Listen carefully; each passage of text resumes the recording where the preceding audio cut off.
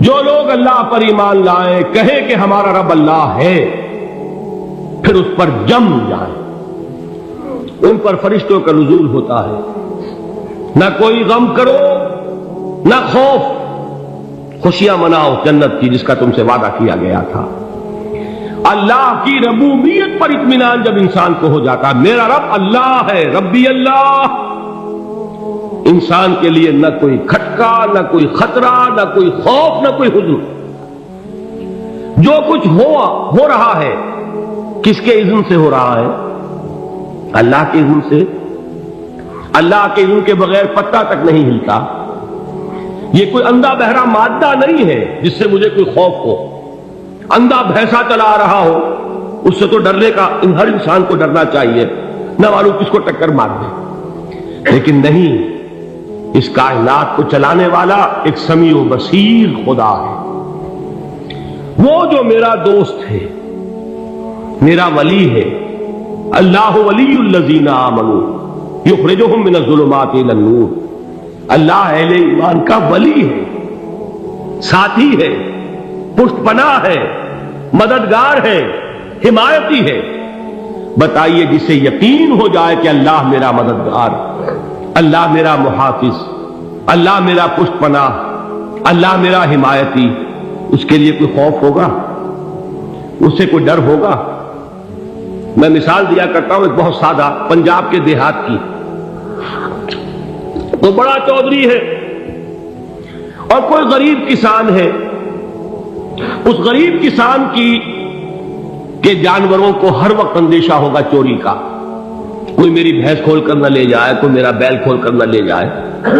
لیکن جس کے بارے میں یہ سب کو معلوم ہو کہ وہ جو بڑا چودھری ہے وہ اس کا دوست ہے، اس کی بچیا کو کوئی خوف ہوگا؟ اس کی بھینس پر کوئی ہاتھ ڈالے گا؟ اسے کوئی اندیشہ ہوگا؟ نہیں۔ کیوں؟ کہ وہ بڑا چودھری، بڑا اس کا یہاں کا سردار، جاگیردار، سب کو معلوم ہے وہ میرا دوست ہے، کوئی میرے خلاف اقدام نہیں کر سکتا۔ اس دنیا میں یہ چھوٹی سی بات اگر آپ کے دلی اطمینان اور سکون کا باعث بن سکتی ہے تو ذرا تصور کیجئے۔ میں لفظ تصور استعمال کروں گا صرف اس لیے کہ اس کا ہم جس کو کہتے ہیں ادراک اور شعور کر نہیں سکتے، اگر کے ساتھ کر سکتے۔ اگر یقین ہو کہ اللہ میرا مددگار اور یقین ہو کہ اللہ ہر آن میرے ساتھ ہے، پھر کوئی خوف؟ کس کا خوف؟ کوئی شے اللہ سے بالا تر ہے؟ کوئی قوت اس سے زیادہ طاقتور ہے؟ کوئی اس کے ارادے کو بدلنے والا ہے؟ کوئی اس کی مشیت کے آڑے آنے والا ہے؟ یہی بات ہے جو حضور نے فرمائی، یہ ایمان کا حاصل ہے لب لباب، کہ دیکھو اچھی طرح اس بات کو ذہن نشین کر لو، اگر تمام انسان مل کر تمہیں کوئی نقصان پہنچانا چاہے نہیں پہنچا سکتے، مگر جو کچھ اللہ نے لکھ دیا ہو، اور تمام انسان مل کر تمہیں کوئی نفع پہنچانا چاہے نہیں پہنچا سکتے، مگر وہ شے جو اللہ نے طے کر دی۔ آپ پھر میں کہوں گا ذرا طاری کیجئے، اسے فرض کیجئے، اسے سوچئے، اگر اس حدیث پر ہمارا دل ٹھکا ہوا ہو تو کسی سے ڈر ہوگا؟ یہ مجھے نقصان نہ پہنچا دے، یہ میری رپورٹ خراب نہ کر دے، یہ میری انکریمنٹ نہ رکوا دے، یہ میرا یہ نہ بگاڑ دے، یہ میرے یہ نقصان نہ پہنچا دے، اس کا ڈر، اس کا ڈر، اس کا خوف، اس کی خوشامد، اس کے لیے جا کر طرح طرح سے اپنی عزت نفس کو ذلیل کروانا اس کے سامنے۔ یہ سب کچھ کیوں کرتا ہے انسان؟ جب سمجھتا ہے کہ اس کے ہاتھ میں میرا کوئی نفع ہے، اس کے ہاتھ میں میرے لیے کوئی ضرر ہے، یہ مجھے کوئی غضب پہنچا سکتا ہے، یہ مجھے کوئی نقصان پہنچا سکتا ہے، یہ میرا کوئی کام بنا سکتا ہے، یہ میری کوئی ضرورت پوری کر سکتا ہے، اسی کا نام شرک ہے۔ جہاں آپ نے یہ سمجھا کہ غیر اللہ کے اندر کوئی طاقت موجود ہے، وہی شرک ہے۔ بتوں سے تجھ کو امیدیں، خدا سے نو امیدی، مجھے بتا تو صحیح اور کافری کیا ہے؟ شرک تو یہ ہے۔ جس پر بھی تمہیں یہ خیال ہے کلمہ ہے، یہ کلمہ سوم، لا حول ولا قوت الا باللہ، ذرا اس پر دل کو کبھی اگر آپ تصور کریں، پھر فرض کریں، دل ٹھک جائے، اس پر کوئی طاقت نہیں۔ یہی بات تھی جو شیخ عبد القادر جیلانی رحمۃ اللہ علیہ نے اپنی وصیت میں اپنے بچے سے کہی. 11ویں دینے والے ہیں، لیکن حضرت شیخ عبد القادر جیلانی کی وصیت اور تعلیمات کو کتنے لوگ ہیں کہ جانتے ہیں؟ یہ جن مقامات تک پہنچے ہیں وہ کس چیز کی بدولت پہنچے؟ انہوں نے جو پیغام دیا وہ کیا تھا؟ اے میرے بچے، جس طریقے سے قرآن مجید میں حضرت لقمان کی نصیحتیں جو ہے نقل کر دی گئی ہیں، میں یہ عرض کروں گا بالفرض اگر قرآن حضرت عبد القادر جیلانی کے بعد نازل ہوا ہوتا تو شیخ عبد القادر کی یہ نصیحتیں بھی قرآن میں درج ہوتی. اتنی اونچی نصیحتیں ہیں. اے میرے بچے، اس حقیقت کو ذہن نشین کر لے، لا فاعل فی الحقیقت ولا مؤثر الا اللہ. اس کائنات میں نہ کوئی فاعل حقیقی ہے نہ مؤثر حقیقی ہے سوائے اللہ. کسی شے میں کوئی تاثیر نہیں اگر اللہ نہ چاہے. آگ جلا نہیں سکتی اگر اللہ نہ چاہے. پانی ڈبو نہیں سکتا اگر اللہ نہ چاہے. زہر ہلاک نہیں کر سکتا اگر اللہ نہ چاہے. کوئی چیز فائدہ نہیں پہنچا سکتی اگر اللہ نہ چاہے. تو در در پہ کیوں سر جھکاتے ہو؟ در در پر کیوں جبیں سائی کرتے ہو؟ سب کے سامنے کیوں ہاتھ پھیلاتے ہو؟ ایک اللہ سے مانگو. ایک اللہ کے سامنے زمین پر اپنی جبین رکھو. لا فاعل فی الحقیقت ولا مؤثر الا اللہ. نظر آتا ہے ہمیں کہ پانی پیاس بجھا دیتا ہے. پیاس بجھانے کی صلاحیت پانی میں نہیں ہے، اللہ کے اذن سے. کھانا بھوک مٹا دیتا ہے. بھوک مٹانے کی صلاحیت کھانے میں نہیں ہے، اذن رب میں. دیکھیے یہی یقین تھا. حضرت موسیٰ علیہ السلام کا واقعہ یاد کیجئے. سامنے سمندر آ گیا ہے. قوم دیکھتی ہے پیچھے کہ گرد و غبار کا طوفان. معلوم ہوا کہ فرعون اپنے لشکر سمیت آ گیا. لشکر جب چلتا تھا تیز رفتاری کے ساتھ تو گرد و غبار کا جو طوفان اٹھتا تھا اس کا تصور کیجیے. اور لمحہ بلمحہ وہ قریب آ رہا ہے. پوری قوم نے کیا کہا؟ اے موسیٰ انا لمدرکون. اے موسیٰ ہم کو پکڑے گئے. قرآن مجید میں تو یہاں وہ باتیں نہیں لکھی ہیں، لیکن تورات میں یہ درج ہے کہ بنی اسرائیل جھگڑنے لگے، دست و گریبان ہو گئے موسیٰ کے ساتھ. موسیٰ ہمیں یہاں مروایا لا کر، اس سے تو ہم ہی بہتر تھے. وہاں کھانے کو ملتا تھا، زندگی تو تھی، بیگار ہم کر رہے تھے، موت تو نہیں تھی. اب جو کچھ ہوگا اس کا تصور کرو، جس طریقے سے ہمارے ٹکڑے اڑائے جائیں گے. تو لڑ رہے ہیں حضرت موسیٰ علیہ السلام سے. یہ تورات کی تفصیل ہے. قرآن میں صرف اتنا آیا ہے، پریشان ہو کر انہوں نے کہا انا لمدرکون. موسیٰ ہم کو پکڑے گئے. اس وقت موسیٰ کا جواب کیا ہے؟ کلا ان معی ربی سیہدین. نہیں، میرے ساتھ میرا رب ہے، وہ راستہ دے گا. بتائیے کہاں راستہ نظر آ رہا ہے؟ یہ ہے ایمان بالغیب. راستہ نظر نہ آئے تب اللہ پر یقین ایمان ہے. جیب میں پیسے ہوں اور تب دل کو اطمینان ہے تو ایمان کس پر ہوا؟ پیسے پر، اللہ پر نہیں. جب وسائل و ذرائع نہ ہو اور پھر یقین ہو کہ اللہ مسبب الاسباب ہے، وہ اسباب کا پابند نہیں ہے، وہ اسباب کا محتاج نہیں ہے، اسباب اس کے محتاج ہے. اگر یہ یقین ہے تو اللہ پر ایمان ہے. یہ نہیں ہے تو تمہارا ایمان اسباب پر ہے، وسائل پر ہے، ذرائع پر ہے، مادیات پر ہے، اللہ پر نہیں. اس وقت کہاں راستہ تھا؟ کوئی راستہ تھا؟ سمندر ہے اور ادھر سے لشکر آ گیا ہے. کلا ان معی ربی سیہدین. اب دیکھیے ایمان کہہ دینا آسان ہے، ہوا معکم اینما کنتم. جہاں کہیں بھی تم ہوتے ہو اللہ تمہارے ساتھ ہوتا ہے. لیکن اس کا یقین قائم ہو جائے تو زمین و آسمان کا فرق واقع ہو جائے. یہی بات ہوئی حضور کے ساتھ. غار ہے، چھپے ہوئے ہیں محمد رسول اللہ اور آپ کے وہ یار غار ابو بکر صدیق رضی اللہ تعالی عنہ.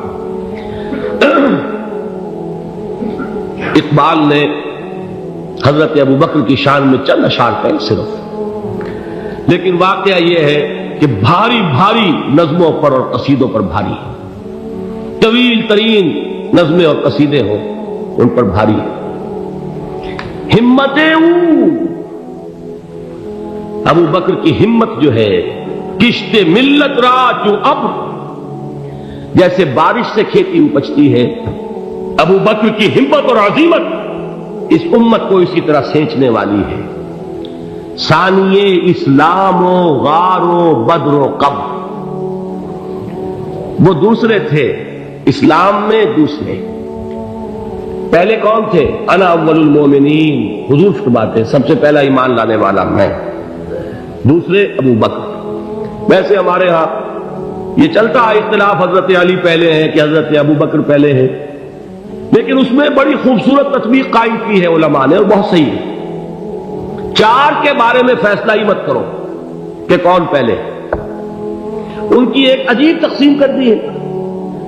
آزاد مردوں میں، بالغ مردوں میں سب سے پہلے ابو بکر، بچوں میں سب سے پہلے علی، خواتین میں سب سے پہلے خدیجہ، اور غلاموں میں سب سے پہلے زید بن حارثہ۔ بڑی پیاری تقسیم ہے، یہ چاروں ہی پہلے ہیں، ہر ایک کے لیے اولیت ہے۔ اور واقعہ یہ ہے کہ اگر زمانی اعتبار سے تعین ہوگا تو پہلے خدیجہ الکبریٰ آئیں گی رضی اللہ تعالی عنہ، کسی اور سے بات کرنے کی نوبت بعد میں آ سکتی ہے، پہلے تو اہلیہ محترمہ سے بات ہوئی، آتے ہی پہلی وحی ہوئی ہے، ابھی تبلیغ کا حکم نہیں تھا، کس کو بتایا واقعہ؟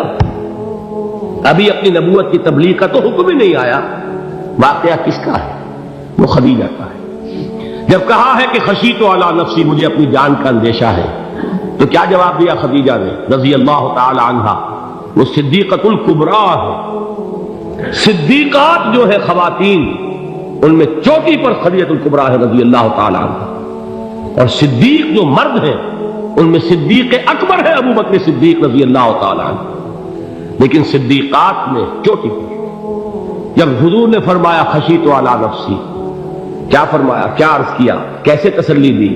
نہیں اللہ آپ کو ضائع نہیں کرے گا، آپ غریبوں کے ہمدرد ہیں، آپ مساکین کے تکالیف رفع کرنے والے ہیں، آپ بیواؤں کی سرپرستی کرتے ہیں، آپ مسافروں کی خدمت کرتے ہیں، اللہ آپ کو ضائع نہیں کرے گا۔ یہ یقین ہے اس خاتون کے اندر۔ خیر وہ ایک علیحدہ بات ہو جائے گی۔ میرے دل پر حضرت خدیجہ رضی اللہ تعالی عنہ کی شخصیت کا بڑا گہرا نقش ہے، جو وہ کوئی اور ہی وقت اور موقع ہوا تو بیان ہوگا۔ بہرحال اقبال نے ایک مصرے میں جو چار اولیتیں جمع کر دی ہیں، ہمت او کشت امت را چو ابر، ثانی اسلام و غار و بدر و قبر۔ اسلام میں حضور کے بعد پہلے کون؟ ابو بکر۔ غار میں حضور کے ساتھ کون؟ ابو بکر۔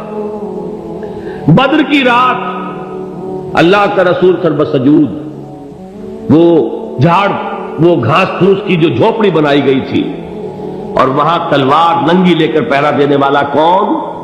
ابو بکر۔ اور اس حجرہ عائشہ میں محمد کے بعد سب سے پہلے دفن ہونے والا کون؟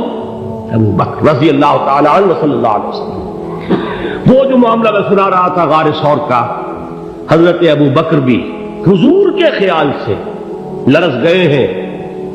آپ کو یاد ہوگا کہ جا کر پہلے تمام جتنے سوراخ تھے انہیں بند کیا، ایک سوراخ رہ گیا تھا جس کو بند کرنے کے لیے کوئی کپڑا نہیں تھا، وہاں اپنی ایڑی رکھی ہے، تب کہا ہے حضور سے تشریف لائیے، اور اپنے زانو پر حضور کو لٹایا ہے، اور وہاں کسی موذی جانور نے کاٹا ہے، حضور کی آنکھ لگ گئی تھی، اس وقت اس بل کے اندر جو بھی بچھو ہے کیا ہے واللہ عالم، اس نے کاٹا ہے، اس کی تکلیف کی وجہ سے ابو بکر کی آنکھوں سے آنسو ٹپک گئے، حضور کے چہرے مبارک پر پڑے ہیں، تو حضور جاگے ہیں، معاملہ کیا ہے؟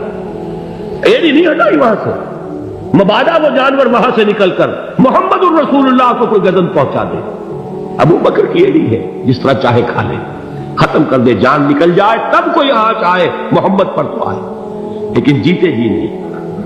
وہ ہے ابو بکر حضور کے خیال سے۔ اس وقت حضور نے پھر اپنا لعاب دہن لگایا ہے، اور اس سے پھر آپ کی تکلیف ختم ہوئی۔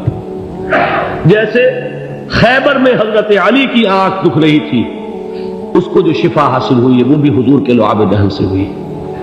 تو بہرحال اس وقت انہوں نے کہا ہے کہ اے نبی یا رسول اللہ، اگر اس وقت ان میں سے کسی نے غیر ارادی طور پر بھی اپنے قدموں کی طرف جھانک لیا تو پکڑے جائیں گے۔ کیا جواب تھا اللہ کے رسول کا؟ لا تحزن ان اللہ معنا، اللہ ہمارے ساتھ ہے، کیوں گھبراتے ہو ابو بکر؟ یہ ہے ایمان باللہ، میرا مالک اللہ، میرا رازق اللہ، میرا محافظ اللہ، میرا مددگار اللہ، میرا پشت پناہ اللہ، میرا دوست اللہ۔